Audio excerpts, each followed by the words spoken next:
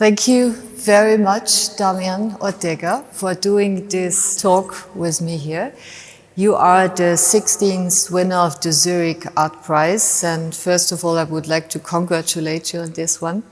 And you have conceptualized a really amazing, in my opinion, amazing exhibition for the show here in Museum Haus Konstruktiv. And I think the first thing I would really like to talk about is the really special approach you have given to this exhibition. It was not a pre-concept which was there, which was then successfully realized. Your concept was that it is a process-oriented exhibition. When you invite me to develop something, I want to, and with the idea of the prize, I wish to give me myself the chance to do a different approach to the space and do something really playful, something which I really enjoy and provoke me some new change or new ideas. I don't want to go directly to the pre-concept and to fill the space with this idea. I want to produce some process. Then I choose a material, I choose the clay, just to start playing. And the first gesture was to take the soil from the earth and do my own expression. Like I'm here, this is my soil, this is my land, a piece of dirt, a piece of also a manifestation land. Of the self in a way, no? I think so. It's a kind of gesture, and this provoked the idea of how is this idea of exchange. This is mine and I need to share, I need to do some exchange with the community, with the family, with the society, and it's a long process through all the pieces in the show.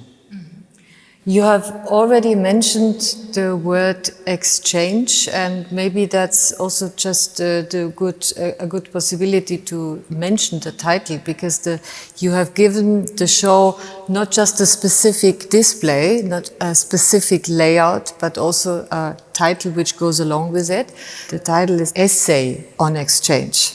I always feel that it's a really good title, because if I have an essay written, I might have the main headline, but I also have subtitles. And in a way, I feel this is like you have conceptualized the show, because we have like 10 vitrines in the space, and we have a floor piece and a hanging piece. And altogether, we have the number 12. And 12, I think, immediately rings for most of the people the reference for time. Like you have 12 numbers on the clock, so there is a time reference as well. I like the idea what you say, like the essay is a nice word, because it's also when you train for something, it's an essay and you test and hero, and you send back, we start again, no, like a test and proof and fail and go start again. Then essay is in some way some test, and also when you write a long statement, is an essay. Then in literature, then I think it's part of this. The idea of separating 12 tables or vitrines, it was interesting because it was immediately inviting to tell a story, give a narrative story through all these pieces. As you say, maybe it's a kind of clock. You can see all around the pieces and have this experience. During the process, immediately I like something which is what is the origin of this exchange, and how the money, the economies becomes, and how is this related also with art, for example. I like the idea of accumulation and storage, but finally you need some abstraction to classify the amount of pieces you have. The invention of the numbers, I think, is fascinating. When and how is the first inventions, like the wheel, when the sharp of the tools was the first tool was sharpened, or where is the origin of the wheel, or what is the origin of the many important things in our culture, as humans. Then I like the idea of what it was the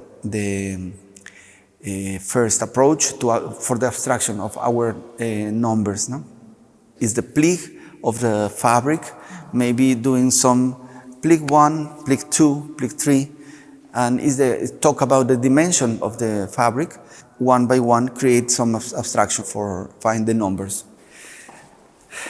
I think part of this idea of exchange came from a basic things to fragment, to use one object and divide it in small fragments.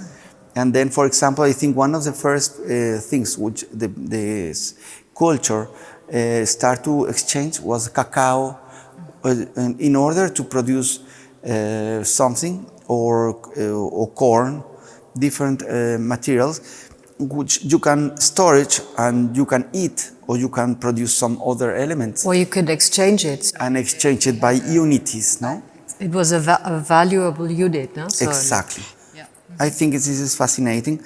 And I want to show in some way a didactic story about a raw material, how it's transformed into something which is finally, like in Mexico, the tortilla. The corn is an interesting process to create the tortilla, which is until now is really in every table in Mexico. And for example, I put this image of a human with a corn body, and it's a kind of puppet. I like here in the Cabaret Voltaire, for example, I saw a beautiful show with puppets and the tradition of Dada. From Sophie Teuber art, maybe. Yeah. And then I was fascinated with this. And I like the idea of this human is also exchanging his labor, his body to train or to help or to work. And this is part of the exchange. So actually this body could be like picked out in single nice pieces. And it sort of makes also this reference that actually human labor is also calculated by the hour. So there's a value given to human labor defined by the hour. Exactly. I like what you say there. What I find amazing is that your storytelling is really very nice. In a way, it can be read from table to table, but you can also jump in between. And it gives a whole story, but it's also a fragmented story. It's very nice for the spectators. I think it's nice to let themselves immerse in the individual tables and vitrines and like form some part of the story together with the proposition you give them. I like the idea of jump from something which is completely speculative, it's just my theory, imagination, to follow some history. But in some ways a nice exchange from something really physical, experience with the material, amazing the clay, and doing shapes and forms and modeling. It's very intuitive process. And on the other side is the second step, which is analyze the shapes, analyze the forms, and edit, make an edition which is more rational, is more organized. Then I think that we can see in the show these both approaches. One is really playful, and the other side, the rational jump. I think here is really interesting, the first image, or the first sculpture or piece, which have these seeds. Yeah. And after that, I think the material invited me to do this exploration about seeds and becomes beats. Beats, and finally also becomes some bytes or megabytes, or how this material becomes some object with some codes and some information inside. It means something. It becomes part of the system, and then you can understand a big thing through one small element. I love this, the possibility from thinking from the beats to the bytes and to the megabytes, which brings us like from a very physical beat, from doing it with the hand, having small beats, employing it in different usage of the everyday life, up to the virtual, to the beat, bytes, megabytes, and up to the iCloud, what is part of the exhibition. And the title, I think, is a really nice collection. I love to visit a museum of archaeology and museums of different cultures. I went to the Pergamon Museum and I saw the first small accounts of figures for do bracelets or necklace and all these kind of things. Also as a symbol of wealthy or properties or elegance, and becomes really important as a cultural.